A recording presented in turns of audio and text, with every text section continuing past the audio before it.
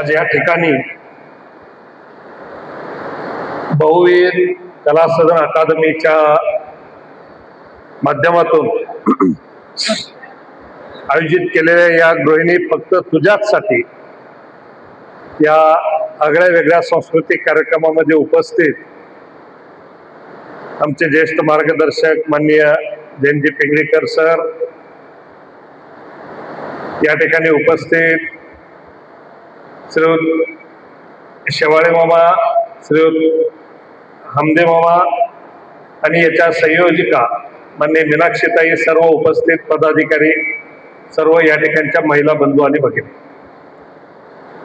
खरं तर असा एखादा आगळा वेगळा कार्यक्रम की ज्या ठिकाणी गृहिणींना व्यक्त होण्याची संधी मिळणं, याचं एक खूप अनन्यसाधारण महत्व आहे.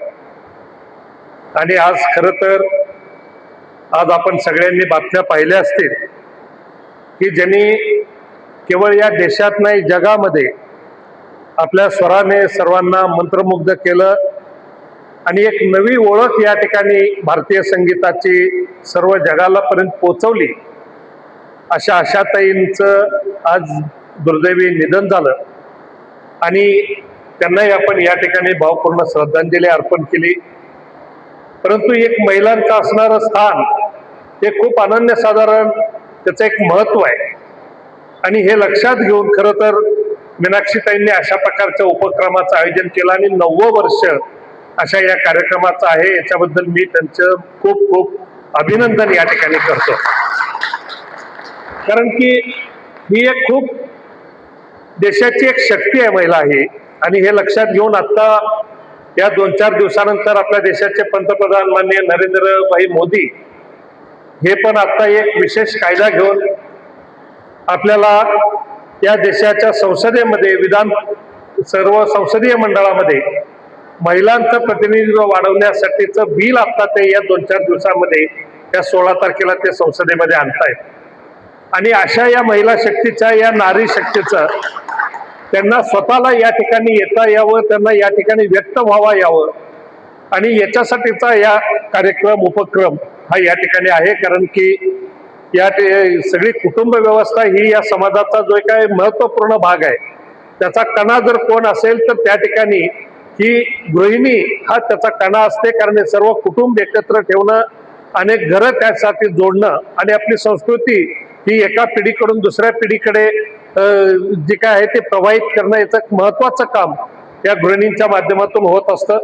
मला असं वाटतं की या सर्व जबाबदाऱ्या पार पाडत असताना अशा एका या सांस्कृतिक कार्यक्रमामध्ये आपण सर्वजण आलात. आपल्या सर्वांचं या ठिकाणी मी स्वागत करतो आणि पुन्हा एकदा आपल्या सर्वांना या ठिकाणी मनपूर्वक शुभेच्छा या ठिकाणी व्यक्त करतो.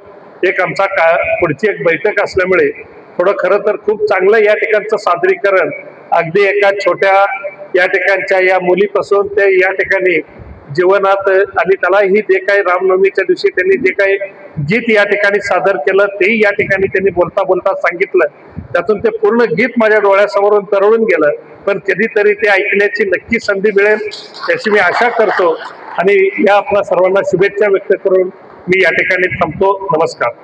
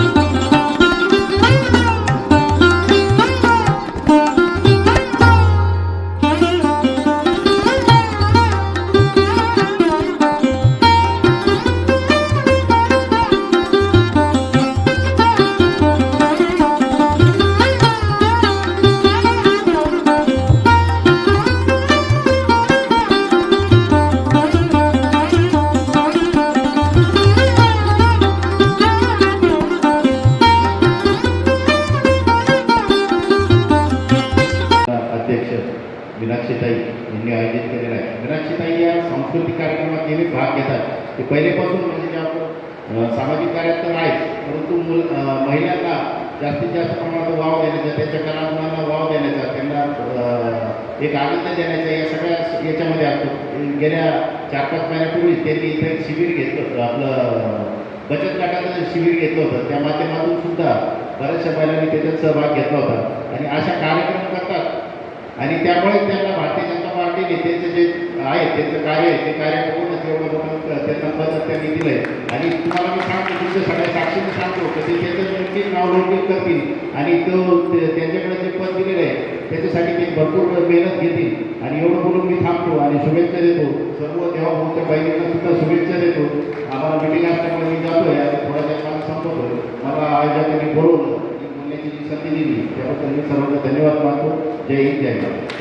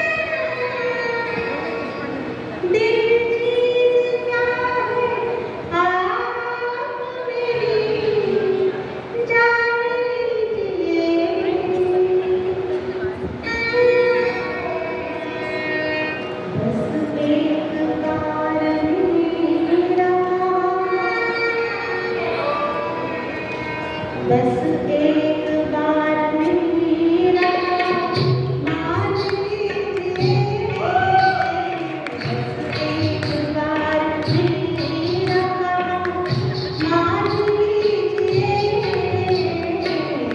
चीज क्या है आपने जान लीजिए।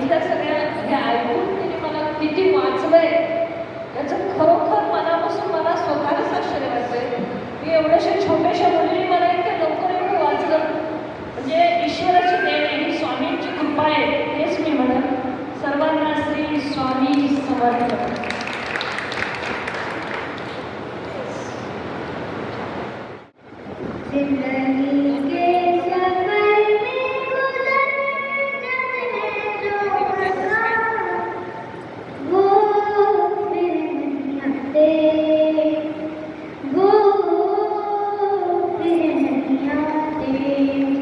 जिंदगी के सफर में गुजर जाते हैं जो मकाम, वो फिर नहीं आते, वो फिर नहीं आते।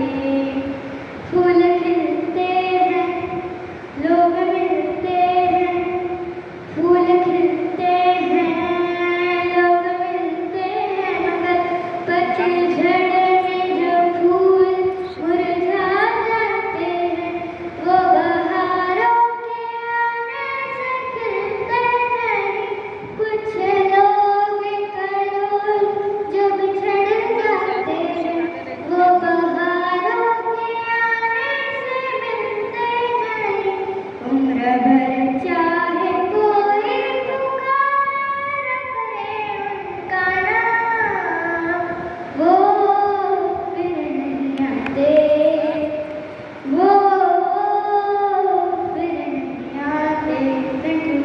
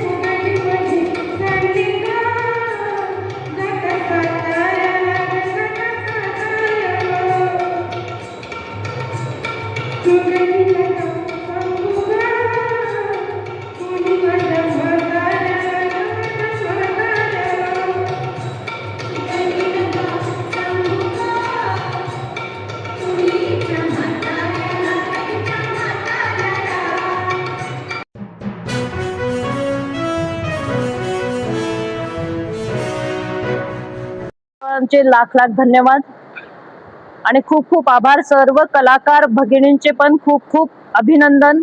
अतिशय सुंदर आणि उत्तम कला सादर केली या सगळ्या माझ्या महिला भगिनींनी. आणि आज माझं प्रयोजन मला भारतीय जनता पार्टीने सांस्कृतिक आघाडीची प्रमुख या शहराची केलेलं आहे आणि त्या नात्याने माझी एक सार्थ जबाबदारी पेलण्याची म्हणून हा कार्यक्रम मी आज आयोजित केलेला होता. गृहिणी फक्त तुझ्याचसाठी हा कार्यक्रमासाठी आपण इथे आज जमलेलो होतो. त्यामध्ये सर्वप्रथम आम्ही आज आपल्या सुंदर आणि मधुर स्वर युगाचा जो अंत झालेला आहे, आमच्या आशाताई आमच्यातून निघून गेलेल्या आहेत आणि खरोखर याचं दुःख आम्हाला होतं. त्यामुळे आम्ही सुरुवातीलाच कार्यक्रमाच्या त्यांना श्रद्धांजली अर्पण केलेली आहे. त्यानंतर ह्या कार्यक्रमात सगळ्यात महत्त्वाचं म्हणजे नारी शक्तीचा सन्मान. आज भारत देशाचे लोकप्रिय पंतप्रधान नरेंद्रजी मोदी यांनी नारीचा शक्तीचा खूप सन्मान केलेला आहे आणि जिथे नारीचा सन्मान होतो तिथे ईश्वराचा वास होतो. कसा सन्मान केला आहे तर नारीला म्हणजे प्रत्येक स्त्रीला, महिलांना आता 33% आरक्षण घोषित केलेलं आहे आणि त्या आरक्षणाचा स्ट्रॉंग आणि सबळ असा पाठिंबा त्यांनी दिलेला आहे आणि सर्व विरोधी पक्षांना त्या आरक्षण ते बिल पास करण्यासाठी पाठिंबा सगळ्यांचा मागितलेला आहे. आणि यासाठी म्हणून आमच्या नारी शक्तीकडून, आमच्या सर्व महिला भगिनीकडून आणि सर्व सांस्कृतिक आघाडी जी भारतीय जनता पार्टीची आमची आहे शहरची, त्याच्यातर्फे आम्ही नरेंद्रजी मोदी यांचं खूप खूप अभिनंदन करतो. अभिनंदनाचा ठराव इथे घेतो आणि सांस्कृतिक आघाडीकडनं विशेषतः अभिनंदन करतो. दुसरी गोष्ट म्हणजे गृहिणी फक्त तुझ्यासाठी ह्या कार्यक्रमाचं 9वं पुष्प आज होतं. 9 वर्ष या कार्यक्रमाला झालेले आहेत. दरवर्षी ज्या माझ्या भगिनी आहेत, ज्या माझ्या माता भगिनी आहेत की ज्यांना आजपर्यंत कधीही व्यासपीठ मिळालेलं नाही किंवा कला आणि सुप्त गुणांना अभिव्यक्त करण्याची संधी मिळाली नाही, तर त्या महिला भगिनींना संधी देण्याच्या दृष्टिकोनातून दरवर्षी हे मोफत व्यासपीठ आणि मोफत प्रशिक्षण मी देत असते. आणि हे प्रशिक्षण घेऊन या सगळ्या महिला आपण स्वतः मेहनत करून कष्ट करून खूप अगदी परिश्रम घेऊन स्वतःच्या घरच्या जबाबदाऱ्या सांभाळून सगळ्या घरचा संसार स्वतःची बाळं नवरा घरची लोक ह्यांच्या सगळ्या जबाबदारी पार पाडून त्या परिश्रम घेतात. मी सांगितलं त्याप्रमाणे प्रॅक्टिस करतात सराव करतात आणि त्यानंतर हा कार्यक्रम आपल्या पुढे हा सुंदर असा कार्यक्रम त्यांनी सादर केलेला आहे. म्हणून या महिला भगिनींचं मी पुन्हा एकदा मनोमन कौतुक करते अभिनंदन करते. आणि जे आमचे अतिथीगण इथं आले होते त्याच्यामध्ये आमचे भारतीय जनता पार्टीचे प्रदेश सचिव प्रवीणजी घुगे वेळात वेळ काढून भारतीय जनता पार्टीची अतिशय महत्वाची मीटिंग आज होती त्याच्यामुळे आमचे नेतेगण सगळे तिकडे बिझी होते पण तरी त्यांचे प्रतिनिधी म्हणून ते आले होते. त्याचबरोबर आमचे नगरसेवक पद्मसिंगजी राजपूत इथं आले होते वेळात वेळ काढून त्यांचे देखील मी आभार मानते. त्याचबरोबर पिंगळीकर सर जे आपल्या गुंठेवारी या समस्येमध्ये ज्यांनी आपल्याला ते समस्या हल करण्यासाठी अग्रेसर असे ते राहिले आणि खूप परिश्रम घेतले नियोजनबद्ध असं ते मिशन चालवलं आणि यशस्वी करून दाखवलं असे पिंगळीकर सर ते देखील आपल्यासाठी वेळात वेळ काढून आले होते. त्याचप्रमाणे आमच्या भारतीय जनता पार्टीचे ज्येष्ठ पदाधिकारी सर्व शेवाळे सर असोत आमदे सर असोत कुमावत सर असोत हे पण वेळात वेळ काढून आले.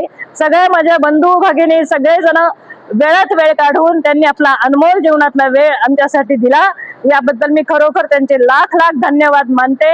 आणि आमच्या भारतीय जनता पार्टीच्या सांस्कृतिक आघाडीला छत्रपती संभाजीनगरच्या सर्वांचे आशीर्वाद आणि शुभेच्छा मिळाल्या आणि ह्याच्यामध्ये खरोखर मला आजचा कार्यक्रम धन्य वाटला आणि परत एकदा सर्वांचे लाख लाख धन्यवाद. थँक्यू शुक्रिया. Thank you thank you.